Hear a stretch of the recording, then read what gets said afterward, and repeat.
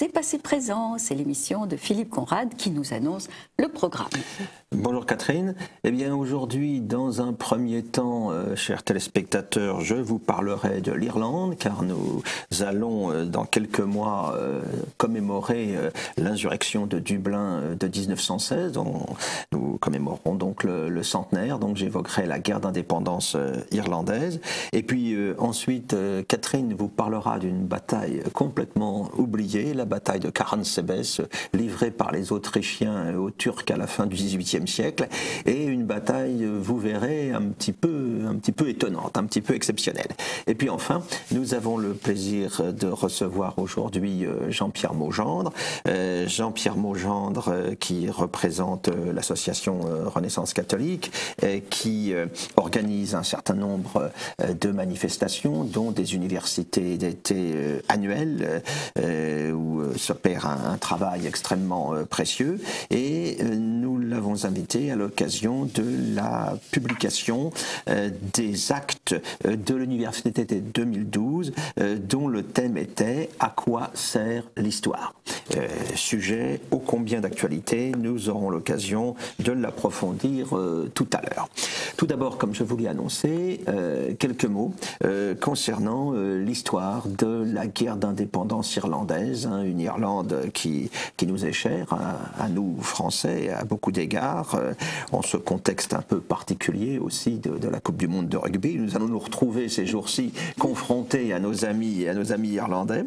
L'Irlande, on connaît son histoire, comment elle a été conquise par les Anglais une première fois, si l'on peut dire, au XIIe siècle, comment cette domination anglaise s'est alourdie au XVIIe siècle, à l'époque de Cromwell, avec une colonisation systématique et on peut dire carrément sauvage du pays au détriment des autochtones. On connaît aussi la longue lutte pour l'indépendance, pour la justice qui a été menée par ce peuple irlandais martyr, notamment à l'époque de la grande famine de 1846-1848. Et tout cela, eh bien, avait abouti à la veille de la Première Guerre mondiale à un début de compromis avec la perspective de ce que l'on appelait le Home Rule, c'est-à-dire l'autonomie qui devait revenir donc à l'Irlande dans le cadre de l'Empire britannique.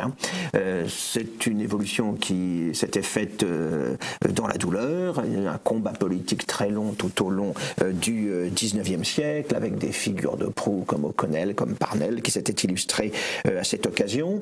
Le Parlement anglais, la Chambre des communes, avait fini par admettre le principe de cette autonomie. Plusieurs projets avaient été présentés. En 1912, c'était déjà le troisième projet qui avait été avancé. Il va être voté à plusieurs reprises par les communes, mais la Chambre des Lords cherche à faire obstruction à cette évolution. Et puis on voit bien que la mise en œuvre de cette autonomie s'annonce compliquée, parce que en Irlande du Nord, où il y a une majorité protestante issue de la colonisation réalisée à l'époque de Cromwell, hein, ce sont des Anglais, des Écossais qui sont majoritaires, et ils ne veulent pas entendre parler évidemment d'une autonomie, d'une Irlande dans laquelle ils deviendraient minoritaires. Hein. Dès 1911, Edward Carson mobilise les protestants avec le soutien du Parti conservateur, de l'armée anglaise, même des milieux financiers de la cité. Dès 1912, il y a une pétition réunissant 500 000 signatures opposées à l'autonomie irlandaise et appelant à résister à la loi si elle est votée. En plus, on constitue une force armée, hein, une force de volontaires de l'Ulster, bien déterminée à empêcher toute évolution du statut de l'Irlande, au point que le leader libéral Asquith, qui fait voter par ailleurs la promesse de l'autonomie, rassure les protestants d'Irlande du Nord en leur garantissant un amendement qui fera qu'ils ne seront pas soumis à la majorité catholique, ce qui déclenche évidemment la fureur que l'on imagine dans le camp des nationalistes irlandais qui s'organisent également avec une armée citoyenne, avec un corps de volontaires irlandais, ce qui veut dire que la tension est à son comble à la veille de la guerre de 14. On a même le cas dans une brigade de cavalerie anglaise anglaises stationnées en Irlande, de 57 officiers qui démissionnent à grand fracas pour ne pas avoir à être engagés contre les protestants d'Ulster.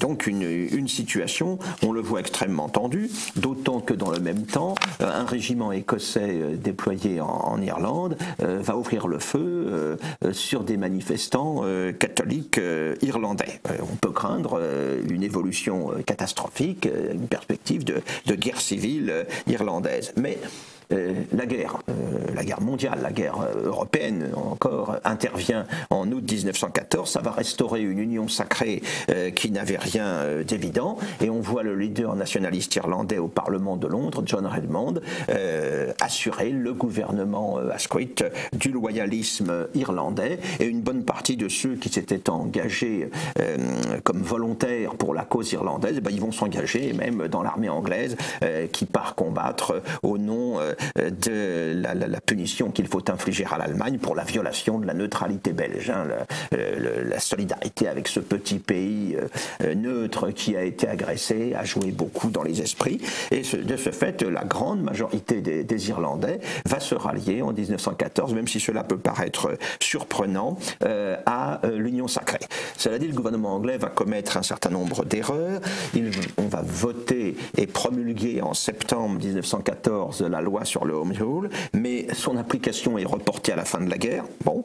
Et puis ensuite, on fait des promesses aux Ulstériens, aux protestants d'Ulster, qu'ils n'auront pas à subir les effets de cette autonomie. Les choses s'aggravent en 1915, quand la coalition gouvernementale évolue. On fait entrer des conservateurs, on fait entrer des orangistes, donc protestants d'Irlande du Nord, dans le gouvernement, ce qui n'arrange pas les choses quant aux relations avec les Irlandais, qui par ailleurs sont soumis dans l'armée anglaise à un certain nombre d'humiliations, et le War Office, le ministère de la guerre, n'en tient pas véritablement compte. Donc tout cela fait que les choses vont de nouveau dégénérer, d'autant qu'un noyau irlandais nationaliste dur persiste, avec un certain nombre de gens, James Connolly, qui était à l'origine de la force citoyenne que j'évoquais tout à l'heure, le poète Patrick Pearse, Arthur Griffiths, qui était partisan d'une double monarchie anglo-irlandaise sur le modèle austro-hongrois, un certain nombre d'autres, les animateurs de l'Irish Republican Brotherhood, c'est-à-dire le noyau de ce qui deviendra ensuite l'IRA. On a même un Irlandais, Roger Casement, qui part en Allemagne et qui cherche à entraîner l'Allemagne dans une expédition en Irlande de soutien à la cause irlandaise. Sans succès, les Allemands enverront quelques armes sans plus, et quand Roger Casement sera débarqué en Irlande par un sous-marin allemand, il sera immédiatement arrêté. Mais il y a donc un noyau dur, radical, qui n'entend pas donc en rester là, et qui considère que les principaux leaders parlementaires de la cause irlandaise sont beaucoup trop prudents, beaucoup trop attentistes, et ça va déboucher le lundi de Pâques 1916, le 24 avril 1916, sur l'insurrection de Dublin. 4 bataillons de volontaires irlandais, très faiblement armés d'ailleurs, vont s'emparer d'un certain nombre de bâtiments publics, notamment la grande poste de Dublin, et vont proclamer tout simplement l'indépendance de l'Irlande. Le drapeau tricolore irlandais est hissé au-dessus de la grande poste. On va fusionner tous les groupes armés divers au sein de ce qui devient l'IRA, l'Irish Republican Army. C'est le moment fondateur en quelque sorte de la lutte pour l'indépendance. Seulement, ces gens-là sont une petite minorité, l'opération est une surprise à peu près totale pour la majeure partie des Irlandais.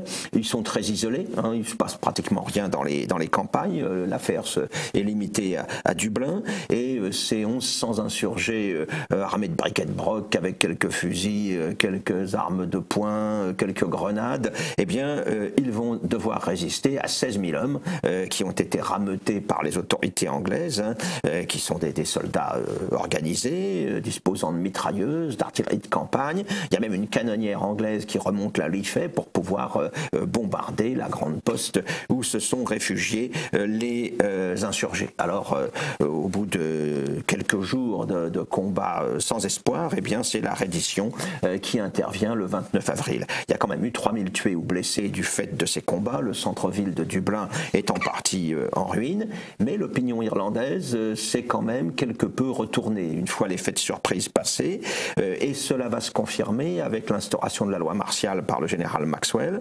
Il y a 97 condamnations à mort qui sont prononcées dans les jours suivants.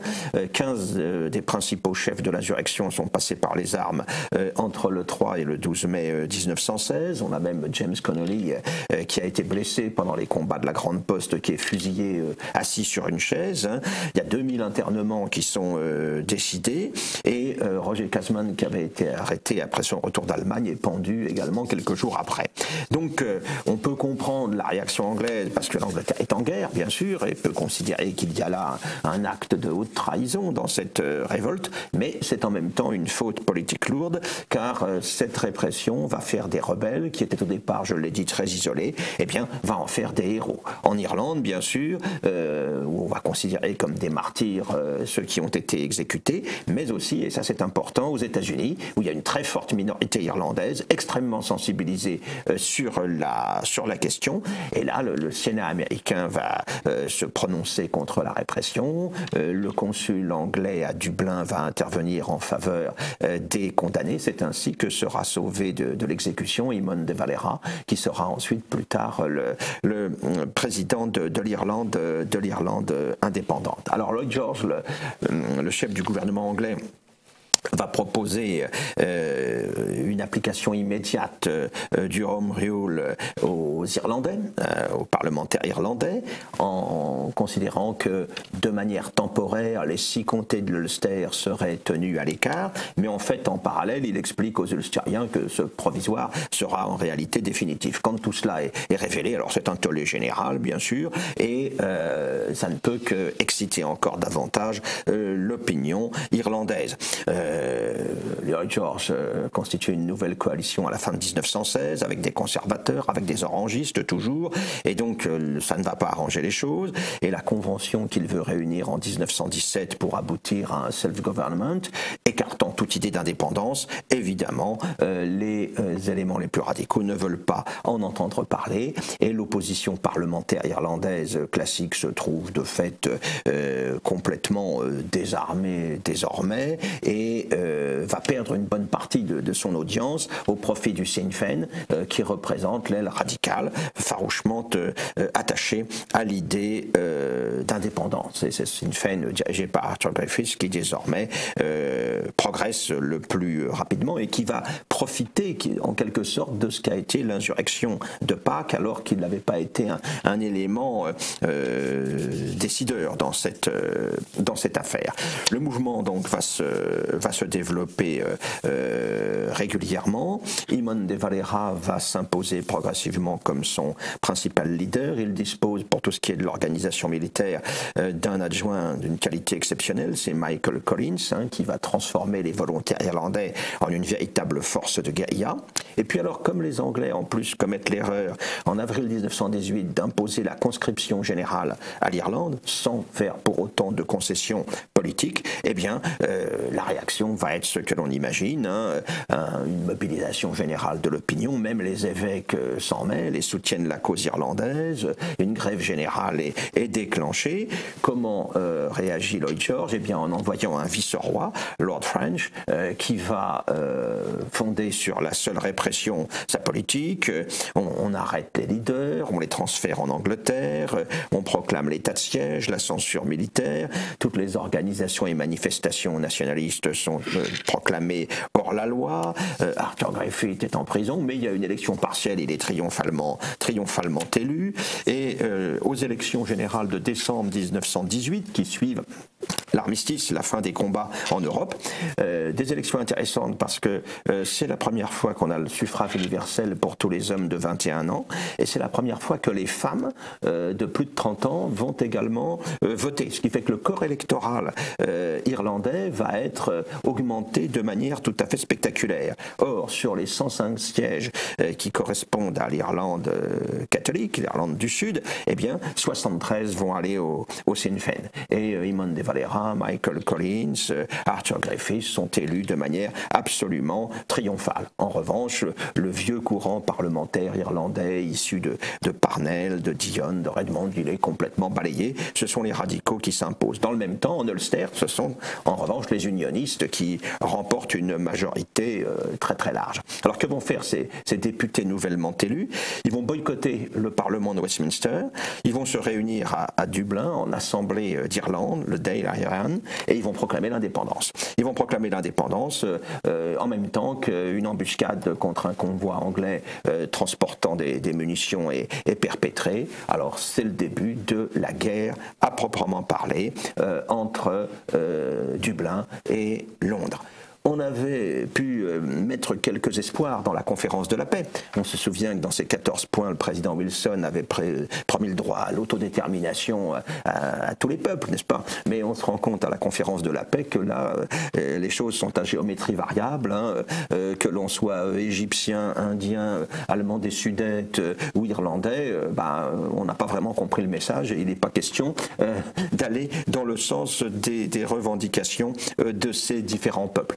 Ça coûtera cher à Wilson parce que Eamon de Valera ira en Amérique et conduira une propagande intense pour dénoncer justement le double langage des vainqueurs. Et Wilson, on le sait, désavoué par le Congrès, après la signature du traité de Versailles et du pacte de la SDN, verra son poulain en 1920 au présidentiel complètement balayé et un candidat isolationniste républicain, Warren Harding, l'emporter largement. Et l'affaire irlandaise ne sera pas étrangère à ce résultat. Pendant ce temps-là, les nationalistes essaient de mettre en place un État parallèle, hein, une administration, s'en prennent à tous les symboles de la présence anglaise. Hein, la guerre maintenant fait rage. Face aux initiatives de l'IRA, eh bien, les Anglais vont riposter par des représailles aveugles le plus souvent, par le contre-terrorisme. Le Lord Mayor de Cork, soupçonné de sympathie pour l'IRA, est ainsi abattu devant sa famille. Malgré cela, les élections qui ont lieu en 1920 donnent une victoire toujours plus éclatante au Sinn Féin, alors que l'IRA attaque partout et que les Irlandais ont inventé un nouveau mode d'action, c'est la grève de la faim. Les détenus irlandais commencent à pratiquer la grève de la faim, ce qui a de quoi évidemment peser sur l'opinion. Lloyd George s'entête, hein, il va recruter d'anciens combattants, ce qu'on va appeler à cause de la couleur de leur uniforme les Black and Tans, qui vont se rendre coupables de très nombreuses exactions. Pour avoir affaire à des troupes un peu plus disciplinées, on va faire appel à d'anciens sous-officiers de l'armée qui vont constituer une force auxiliaire, les Auxies, qui vont être donc les adversaires de l'IRA, qui vont mener une guerre non officielle avec fondée sur le pillage, la destruction de villages, des exécutions sommaires.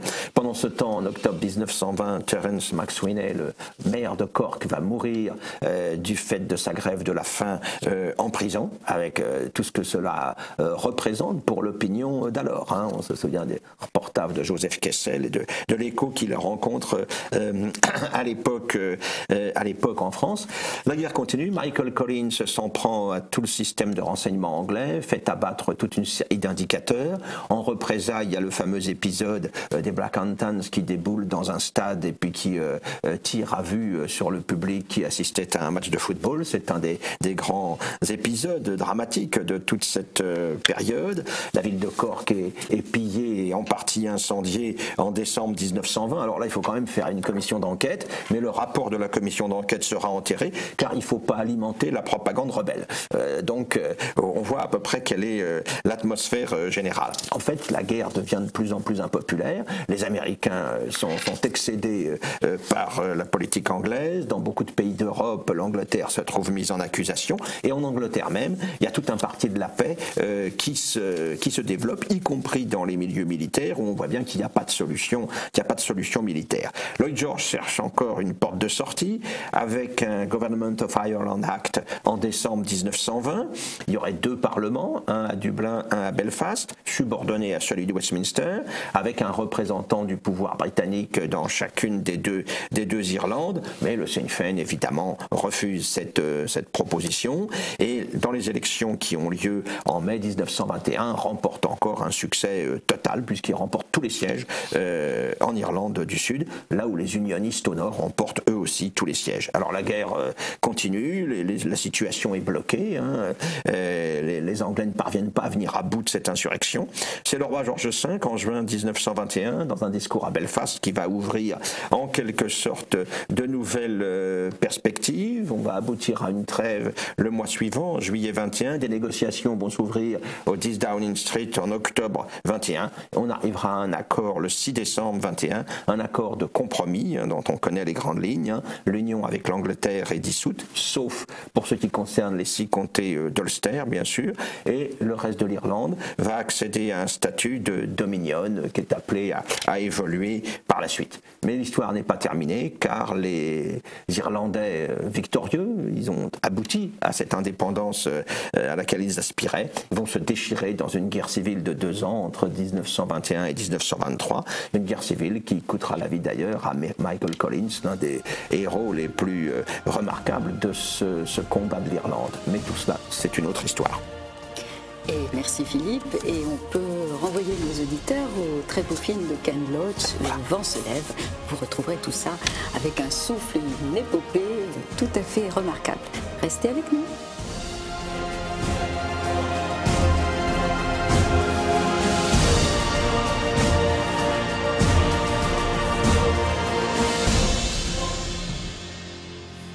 Je vais vous raconter une défaite. Alors bon, les défaites, on a l'habitude, mais là c'est une défaite particulière parce qu'il n'y a même pas d'ennemi. C'est une auto-défaite. C'est incroyable, c'est du jamais vu.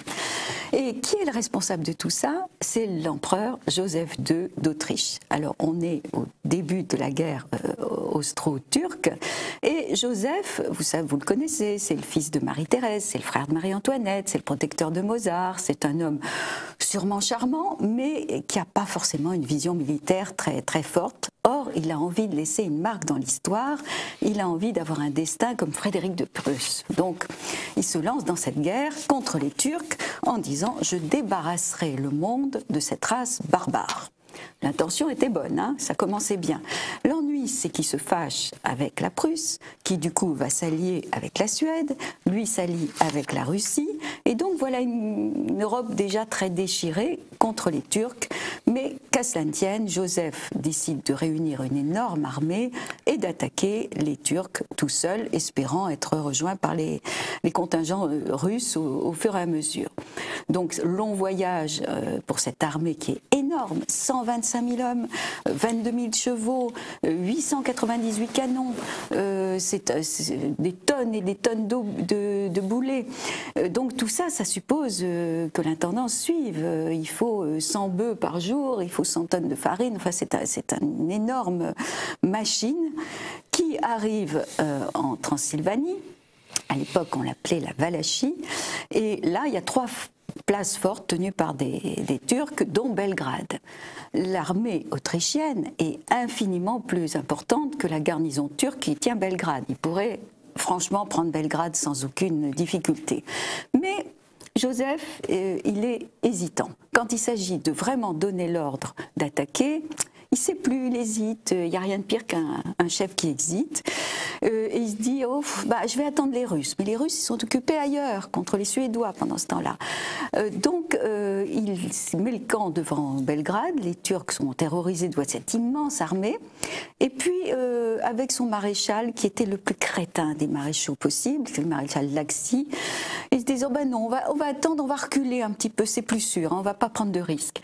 Et il installe son énorme armée, où ça? En une pleine zone de marécage. Ça ne pouvait pas être pire. Dans tout le pays, il choisit l'endroit qu'il ne fallait pas choisir. Qu'est-ce qui se passe? Il met son armée donc dans les marécages. D'abord, les épidémies de dysenterie et de malaria déciment l'armée. On va quand même compter 33 000 morts. Il n'y a pas eu un coup de feu tiré encore.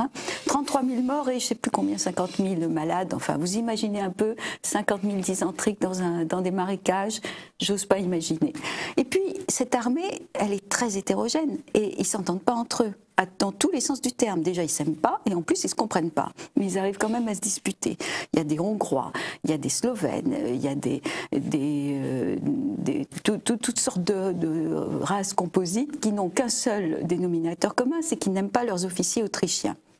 Donc, l'été se passe très très mal. Les Turcs, eux, ont repris du poil de la bête et font des incursions.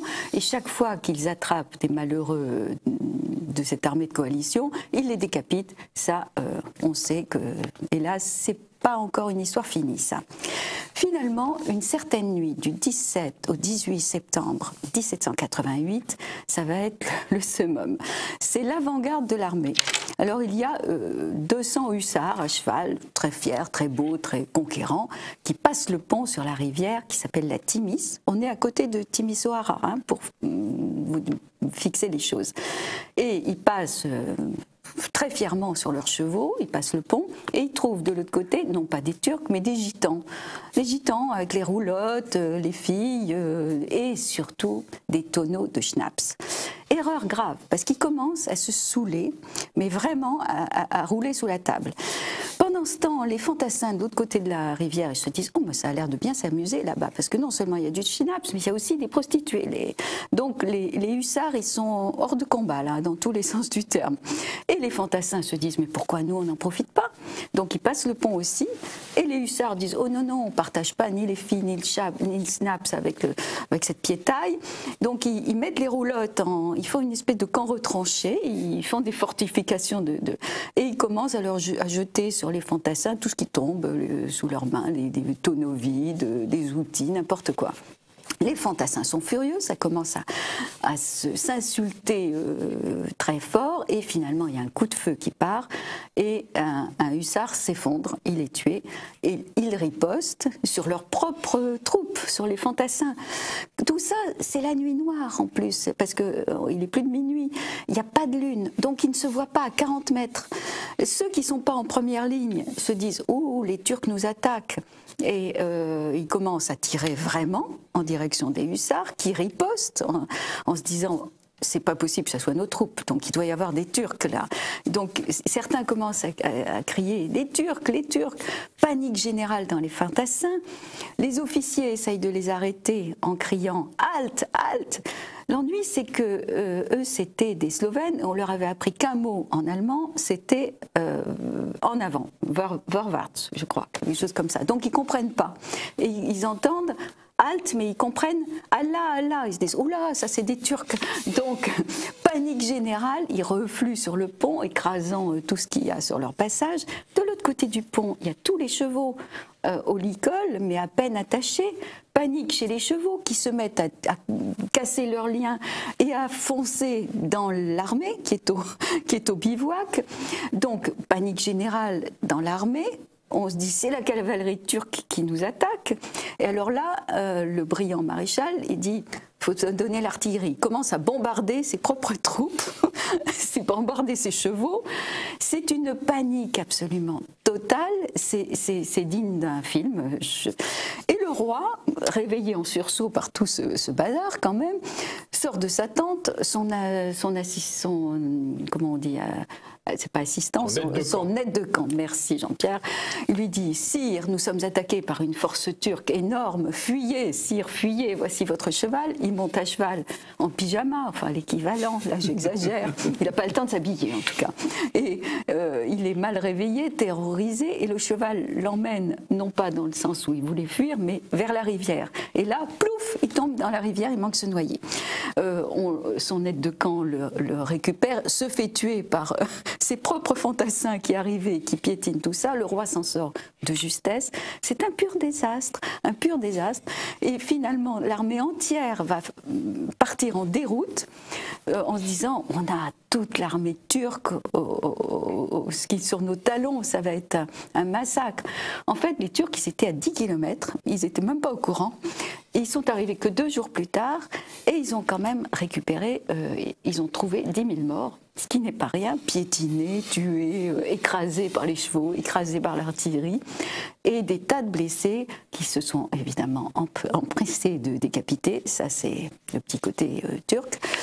Ce brillant fait d'armes va rester assez confidentiel parce que, bizarrement, les Autrichiens n'avaient pas envie d'en parler trop. Hein, ils étaient morts à l'ennemi, voilà, c'est tout. Et eh bien, l'empereur va pas s'en remettre. Il va dire « Je ne sais comment continuer. J'ai perdu le sommeil. Mes nuits sont hantées de sombres pensées. » On le comprend, il va mourir d'ailleurs peu de temps après. Là, il avait 46 ans, il meurt à 48 ans. Et le vieux maréchal qui avait remplacé Laxi, qui va essayer, lui, de mener une guerre quand même cohérente contre les Turcs, va aussi mourir l'année d'après. Tout ça se termine mal. Ce seront finalement les Russes qui vont, plus que les Autrichiens, arrêter les Turcs. Tout rapport avec une situation actuelle, évidemment, n'a pas lieu d'être, mais ce sont les Russes qui vont sauver la situation. Quant à ce charmant endroit de Transylvanie appelé Caransebeș, eh bien, il n'est pas trop resté dans les mémoires, à part Ovide qui y est enterré et qui l'avait appelé l'endroit cher à mon cœur, Caransebeș.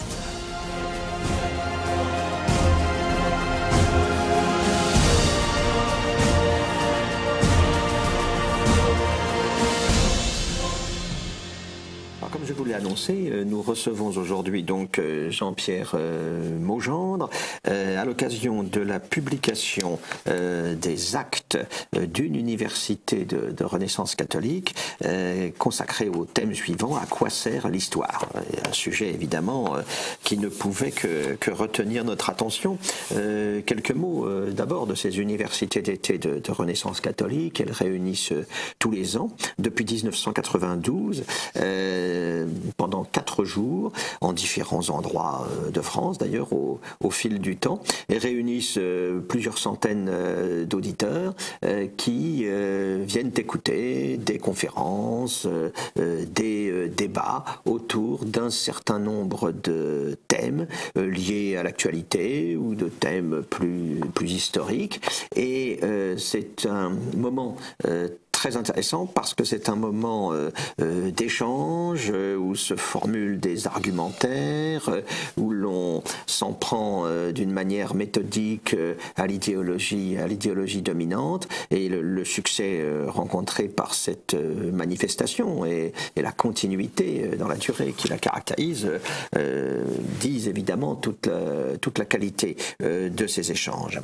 Alors dans cette livraison donc correspondant à ce qui a été au sujet retenu par l'université d'été de 2012, je crois, à quoi sert l'histoire, nous avons plusieurs communications tout à fait remarquables. D'abord une introduction tout à fait lumineuse de Michel de Gégère, qui est un des animateurs intellectuels de ces manifestations, et puis un découpage autour d'un certain nombre de thèmes.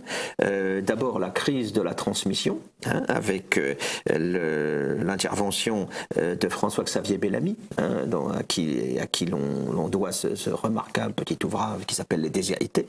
C'est un professeur de philosophie qui a bien mis en lumière le résultat des mécanismes complètement calamiteux qui sont à l'œuvre depuis une quarantaine d'années dans notre système d'enseignement. Alors il insiste plus particulièrement, puisqu'il s'agit d'histoire, sur cette question du roman national qui a été souvent évoqué. C'est un terme que je n'aime pas du tout, je préfère celui de récit national, puisque, quoi qu'en disent certains, ce récit national, il correspond à un certain nombre de réalités tout à fait incontournables. Donc il s'intéresse justement aux conditions dans lesquelles a été abandonné ce récit national qui, pendant des générations, a structuré le rapport des Français à leur histoire, à leur passé, à leur mémoire. terrain. Jean-Pierre Maugendre, ici présent, s'intéresse ensuite au manuel d'histoire, au programme et au manuel d'histoire et à leur évolution, là aussi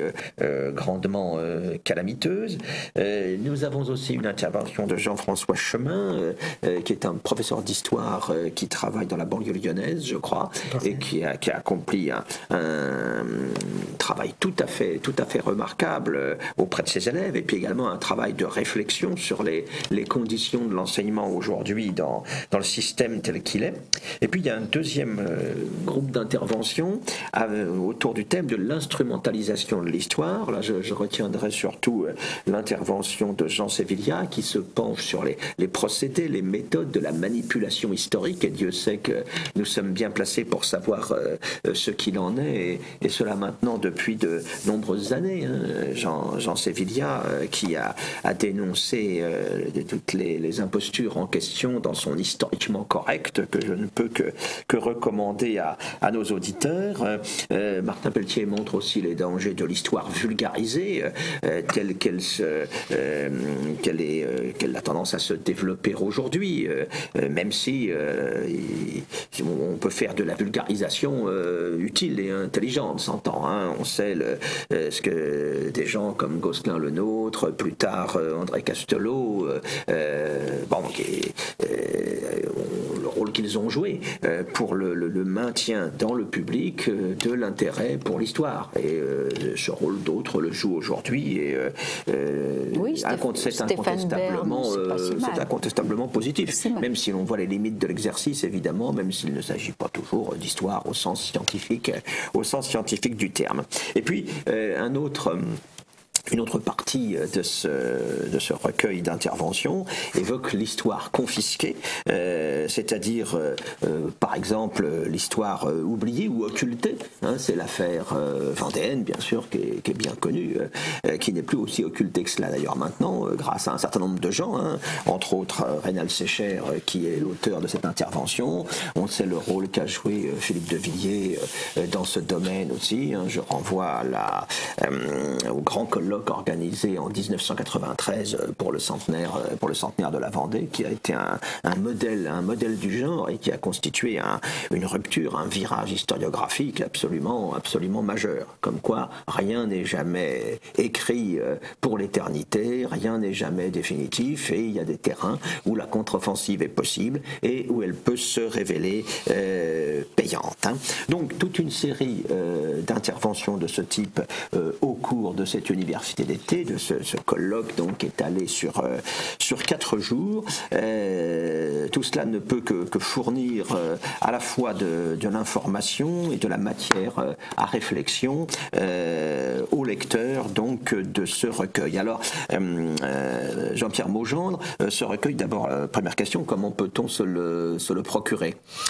Alors ce recueil est bien sûr disponible normalement dans les librairies, puisque depuis maintenant quelques mois nous avons un diffuseur qui propose en particulier dans les librairies catholiques cet ouvrage. Donc il est possible de le demander à votre libraire. Il est possible d'aller sur le site renaissancecatholique.org. renaissancecatholique.org, et là de passer commande, de payer par PayPal. Et puis il y a également, en particulier en région parisienne, des librairies où vous êtes certain de trouver cet ouvrage. Je pense à Duquesne Diffusion, 27 avenue Duquesne, ou à la librairie Notre-Dame de France. Voilà, ils en ont un dépôt, là vous êtes sûr de le trouver. Et nous pouvons déjà annoncer, le 6 décembre, je crois, voilà, la journée annuelle de signature organisée par Renaissance Catholique à Villepreux. Voilà, notre journée annuelle donc, de fête du livre à l'occasion des fêtes de fin d'année, des fêtes de Noël. L'intuition étant que, en achetant un bon livre, on soutient l'auteur, on soutient l'éditeur, et puis également, cet auteur étant présent, un cadeau personnalisé est quand même plus original qu'une boîte de chocolat ou une bouteille de champagne, même si je n'ai rien ni contre les boîtes de chocolat, ni contre les bouteilles de champagne. Ça dure plus longtemps comme ça dure plus longtemps, on peut s'en souvenir 20 ans après. Donc cette journée aura lieu cette année donc le 6 décembre, au domaine de Grand-Maison à Villepreux comme l'année dernière. Donc cette journée commence par la célébration de la messe le matin. Bon, le choix du célébrant n'est pas encore totalement arrêté. Nous avons déjà près de 80 auteurs inscrits et le principe que nous retenons est également de faire intervenir 2 ou 3 conférenciers qui viennent de sortir un ouvrage de manière à mettre particulièrement en lumière leurs œuvres. Donc nous avons d'ores et déjà, sur a priori les 3 conférenciers de l'après-midi, 2 sont retenus en la personne de Philippe de Villiers. L'heure est venue de dire ce que j'ai vu, et également la personne de Jean-Christian Petit-Fils qui doit publier au mois d'octobre un dictionnaire amoureux de Jésus. Voilà, donc ces 2 intervenants, plus aujourd'hui de l'ordre de 80 écrivains, auteurs de notre famille de pensée qui sont heureux de proposer leurs ouvrages à cette occasion. Dont bon nombre d'historiens, puisque nos auditeurs sont avant tout des passionnés d'histoire, et ayant moi-même participé à ces journées de signature, je peux confirmer qu'une densité d'historiens importante fait partie des auteurs réunis. Et c'est toujours une journée très réussie, très amicale, avec beaucoup de... Je crois que les gens y sont très attachés maintenant. Dont le succès ne se dément pas d'année en année, tout comme le succès des universités d'été d'ailleurs, de Renaissance catholique, qui accomplit un travail tout à fait positif dans les combats essentiels que nous devons mener aujourd'hui.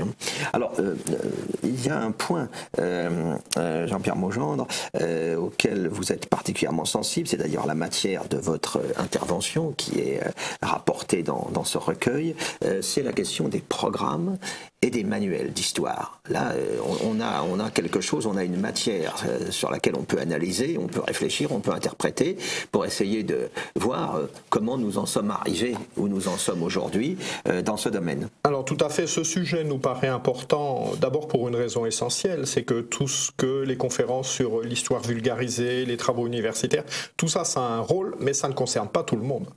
En revanche, ce qui se passe à l'école, en particulier en première et jusqu'en troisième, ça concerne l'ensemble de la population française, de la population résidant sur ce pays. C'est donc en termes d'enjeux pour l'avenir, l'enjeu, nous semble-t-il, le plus important, puisque tout le monde pratique ça.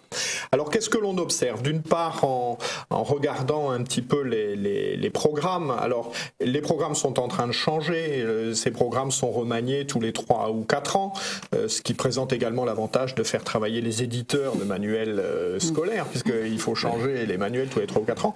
Ce qui frappe dans le programme tel qu'il est en vigueur aujourd'hui, c'est d'abord l'extrême diversité des thèmes qui sont abordés. Si je prends comme exemple, par exemple en 6e, on étudie l'histoire de l'humanité des mondes anciens jusqu'au début du Moyen-Âge. C'est-à-dire qu'on couvre là une période de 4000 années qui est à la fois chronologiquement gigantesque, mais qui d'autre part ne couvre pas, moi quand j'étais en 6e, on commençait par l'Égypte, les pharaons, ensuite la Grèce, Rome, etc. Cette histoire restait circonscrite au bassin méditerranéen, ce qui n'est plus le cas aujourd'hui, puisqu'il y a obligation d'étudier des civilisations qui sont étrangères à la civilisation occidentale et à la civilisation européenne. Donc, ce qui est source de grande confusion pour un élève qui a 11, 12 ou 13 ans. Et puis ce phénomène ne va faire que croître au fil du temps, puisque par exemple en 5e, le programme, c'est du Moyen-Âge au temps moderne. Donc là aussi, on doit couvrir en une année une période de 10 siècles, avec, me semble-t-il aussi comme caractéristique qui doit être évoquée, la volonté de décentrer cette histoire de l'histoire de l'Europe.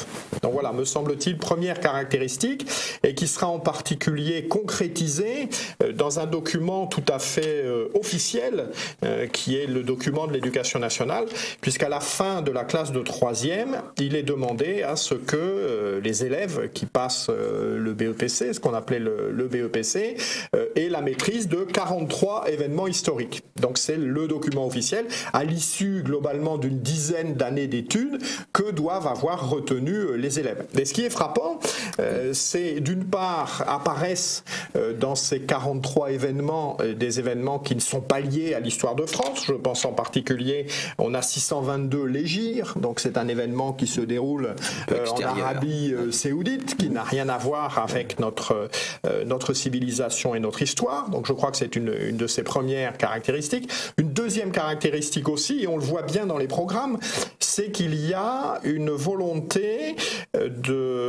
d'insister sur l'histoire contemporaine. D'insister sur l'histoire contemporaine, avec en particulier deux éléments qui ne peuvent que frapper la personne un petit peu honnête intellectuellement, c'est que aussi bien pour la troisième que pour la terminale, c'est-à-dire les épreuves où se passent les examens, à chaque fois, on n'est interrogé que sur la période contemporaine. En particulier en terminale, le programme c'est 1945 jusqu'à aujourd'hui, ben, il est bien évident que sur des événements d'une histoire si récente, le recul de l'historien n'est pas possible, et que on va obliger d'une certaine manière l'élève à prendre des positions qui sont des positions historiquement et donc politiquement correctes. On a un exemple dans le passé, vous avez dû connaître cela, Jean-Pierre, quand nous étions au lycée, c'était la vision qui était donnée par les manuels de la réalité soviétique.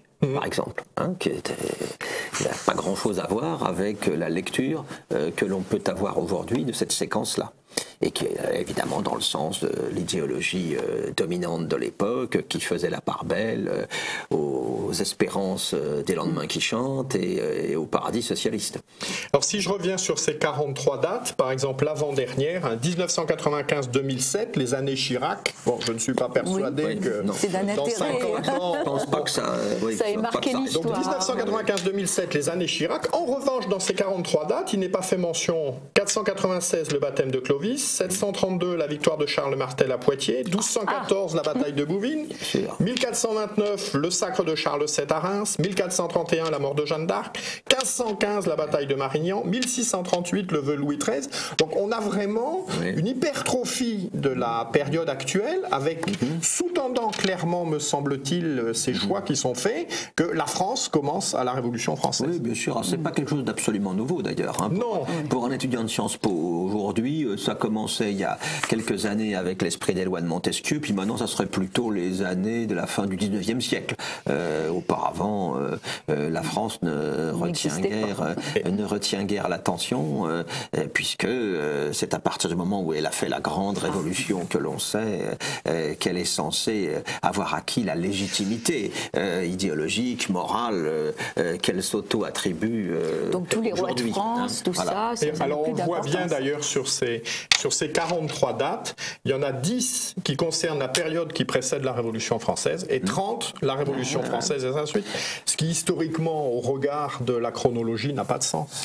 Alors il y a, et puis je crois que dans cette liste, il y a une absence qui est assez intéressante et révélatrice, c'est que alors que l'histoire, les médias insistent très souvent sur les persécutions, les massacres dont ont été victimes les Juifs durant la Seconde Guerre mondiale, ici, là, ça n'est pas le cas. Ça disparaît, manifestement avec l'intention de ne pas froisser un certain public et de ne pas susciter les réactions que l'on peut craindre auprès de populations issues des immigrations récentes. Voilà, c'est certainement une des volontés que vous venez d'évoquer qui ont présidé à ce choix. Alors avec également à destination de ces populations, un thème tout à fait surprenant qui bénéficie d'une hypermnésie historique, c'est la question de l'esclavage. Bien sûr. Parce que la question de l'esclavage est évoquée à 3 reprises.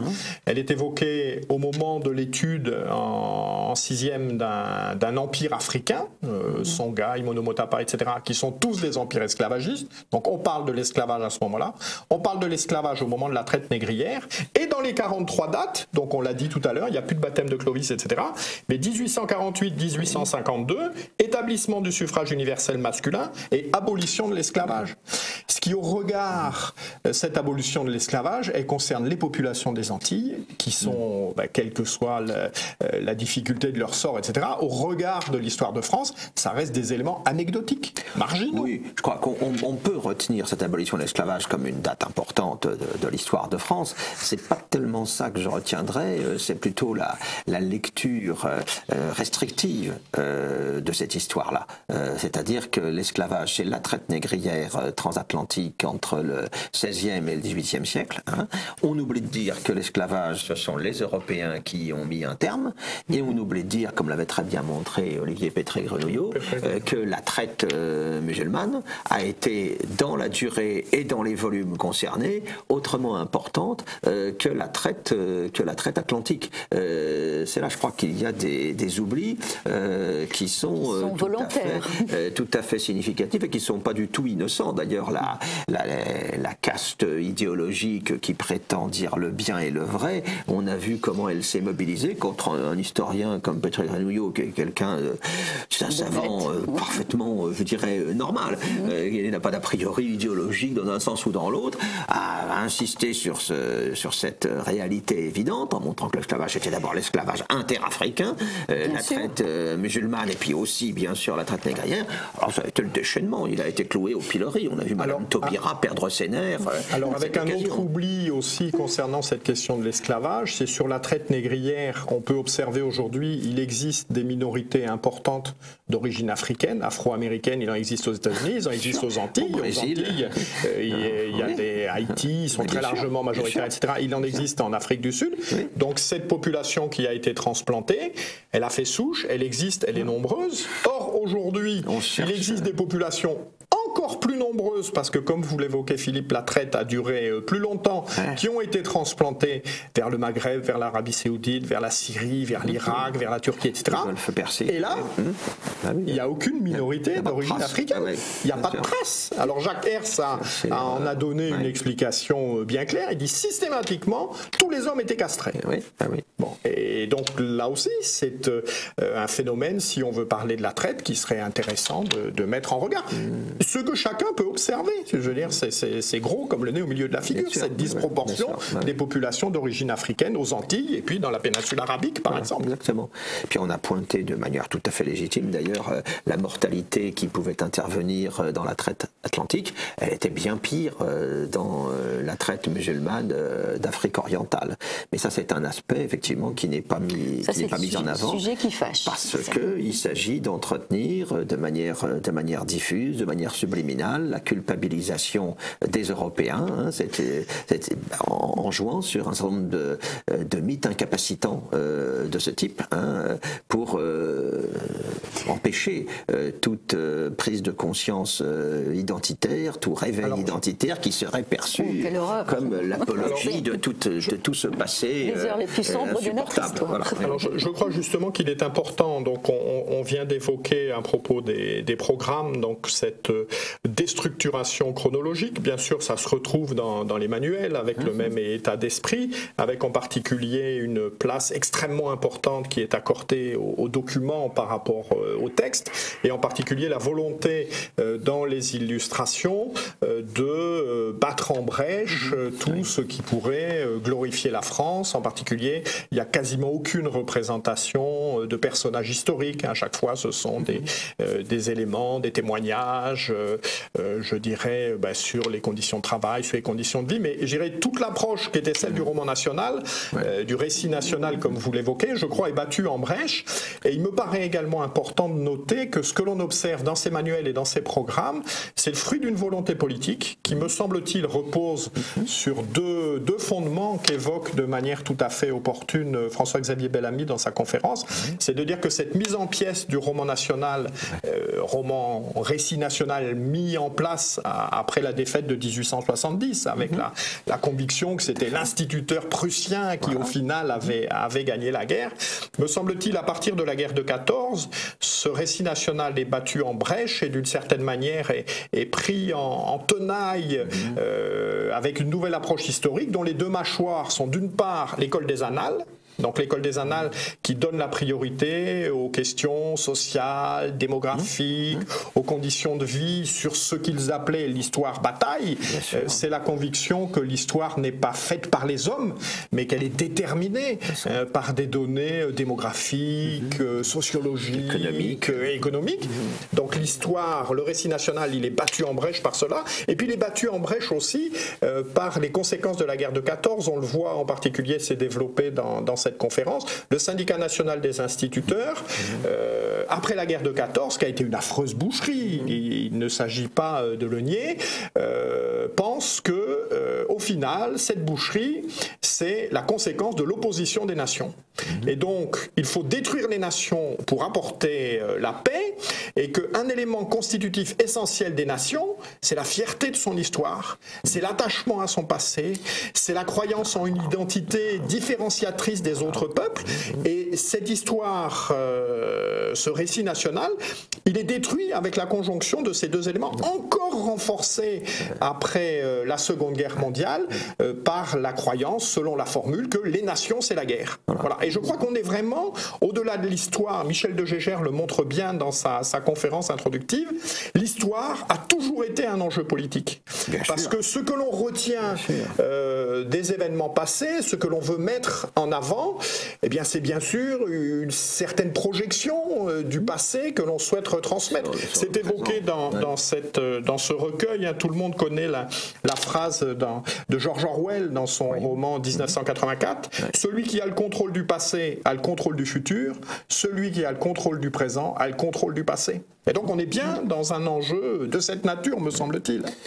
Tout à fait. Ce que vous dites d'ailleurs apparaît tout à fait d'actualité, puisque ces braves gens jettent le masque dans un grand quotidien du soir de vendredi dernier. Patrick Boucheron, sur 2 pages entières, nous explique que l'histoire doit se distinguer totalement de toute recherche d'identité nationale, que tout cela c'est le résultat de l'exploitation, de l'instrumentalisation d'un passé complètement mythifié, et que l'histoire, elle est là pour préparer l'émergence d'un citoyen du monde qui sera le citoyen hors sol de l'avenir, hein, le nomade consommateur heureux imaginé par M. Attali. Alors parce qu'on ne défend pas des idées, on défend la réalité. Je crois que le drame du Proche-Orient tel qu'on le vit aujourd'hui, c'est la destruction des nations, alors qui n'étaient pas des anciennes nations, mais qui étaient en cours de constitution. Aujourd'hui, le chaos de cette région, c'est la destruction des nations voulue par les États-Unis.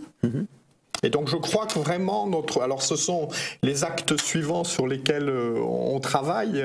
Si Dieu veut, j'espère qu'on pourra les sortir lors de notre fête du livre le 6 décembre. Et je pense qu'il y a effectivement un lien entre cette notion d'histoire et la notion de nation. Et donc les actes sur lesquels on travaille là, c'est autour de ce thème de la nation, la légitimité de la nation, en voyant que si effectivement un nationalisme exacerbé peut déboucher sur des violences, la nation reste le cadre le plus adapté à une vie paisible pour les relations entre les nations.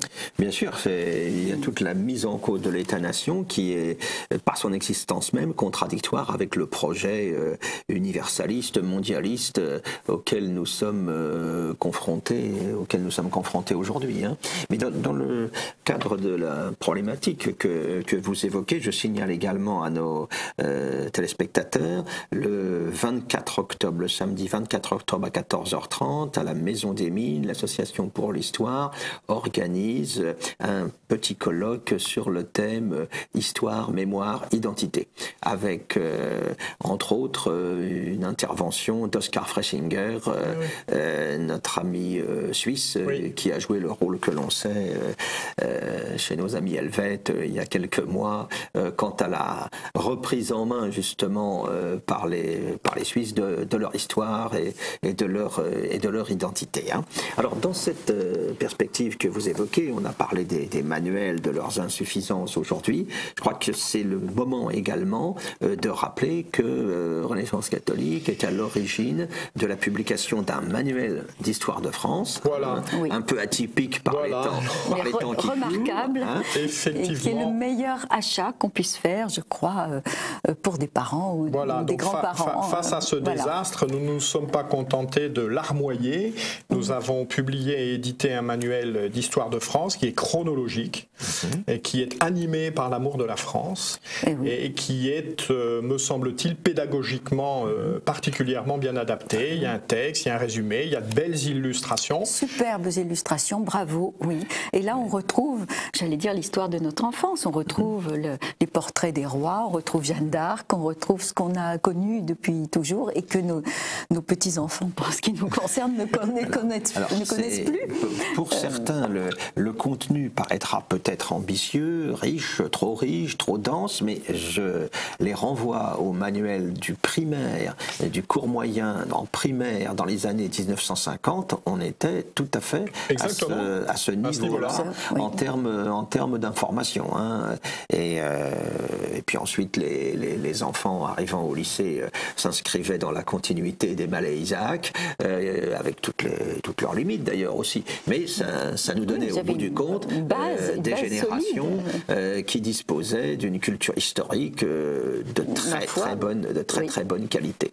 Et l'expérience l'a montré, ce manuel il est à la fois pour les élèves, poursuivant leur scolarité, mais l'expérience a montré aussi que c'est un document qui intéresse les parents dans leur famille, comme ouvrage un petit peu de référence dans la famille. Donc il est disponible également sur le site renaissancecatholique.org. Un manuel d'histoire de France pour 25 €. Je crois que ce sont vraiment 25 € très bien investis. Et ça, chaque foyer devrait avoir ce livre. Alors, nous rappelons donc les coordonnées de Renaissance catholique où l'on peut se procurer donc à quoi sert l'histoire, les actes de l'université de 2012. Donc sur le site renaissancecatholique.org. Sans ça, l'adresse de notre siège est 13 avenue de la Paix à Issy-les-Moulineaux. Et si vous voulez en savoir un petit peu plus par téléphone, vous pouvez appeler au 01 47 36 17 36 puisque on peut vous envoyer le prix du livre plus qu'à tous 5 € de frais de port si vous ne souhaitez pas vous déplacer. Merci Jean-Pierre Maugendre. Merci beaucoup Jean-Pierre Maugendre. Le combat continue. Voilà, et restez avec nous.